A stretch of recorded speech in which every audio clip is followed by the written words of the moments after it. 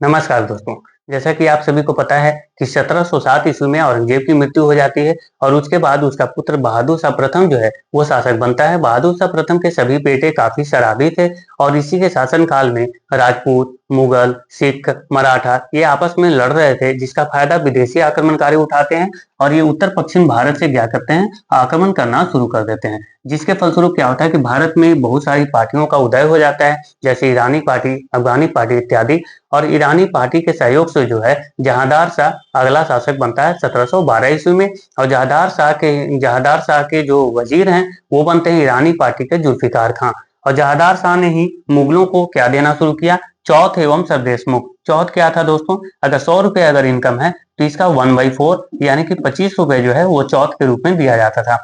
सरदेशमुख क्या था, तो ये जो चौथ आया है इसका 1/10 यानी कि 2.5 रुपए जो है वो सरदेशमुख के रूप में दिया जाता था। इससे ये पता चलता है कि मराठों का जो वर्चस्व है वो भारत में काफी बढ़ रहा था और मुगलों का जो वर्चस्व है वो काफी घट रहा था। इसी के शासनकाल में यूरोपियंस का आगमन हो जाता है और अंदरूनी जो मतभेद थे इसका फायदा उठाते हैं यूरोपियंस और पूरे देश में फैलने लग जाते हैं।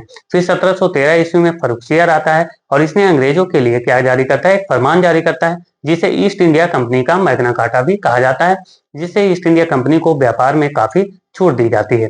उसके बाद जो है आलमगीर द्वितीय आता है और इसी के शासनकाल में प्लासी का युद्ध होता है और जो अहमद शाह अब्दाली होता है वो प्लासी के युद्ध में इसको आलमगीर द्वितीय को मार डालता है। फिर उसके बाद अहमद शाह जो है शाह आलम द्वितीय आता है और शाह आलम द्वितीय के शासनकाल में जो है पानीपत का तृतीय युद्ध होता है। उसके बाद जो है बक्सर का युद्ध होता है 1764 ईस्वी में। ठीक है, 1764 ईस्वी में। और उसके बाद 1765 ईस्वी में इलाहाबाद की संधि होती है। 1765 में अंग्रेजों ने इलाहाबाद की संधि की, जिसमें रॉबर्ट क्लाइव जो है वो संधि में शामिल होता है। इसके बाद जो है अंग्रेजों का वर्चस्व काफी बढ़ने लग जाता है और उसके बाद जो भी जितने भी मुगल शासक आए वो अंग्रेजों के सिर्फ कठपुतली बनकर रह जाते थे।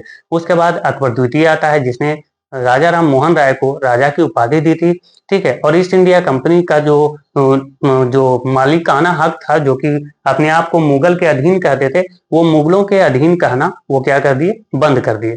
उसके बाद 1837 में बहादुर शाह द्वितीय आता है जिसने 1857 ईस्वी के विद्रोह में दिल्ली से सैन्य नेतृत्व भी किया। उसके बाद जो है उसकी मृत्यु हो जाती है और मुगलों का क्या होता है, समाप्ति हो जाता है। और अंग्रेजों के लिए जो है महारानी विक्टोरिया जो है वो एक फरमान जारी करती हैं 1858 में। ठीक है दोस्तों, और आगे की जो कहानी है वो हम 4:30 बजे की वीडियो में देखेंगे, तो आप मेरे साथ बने रहिएगा।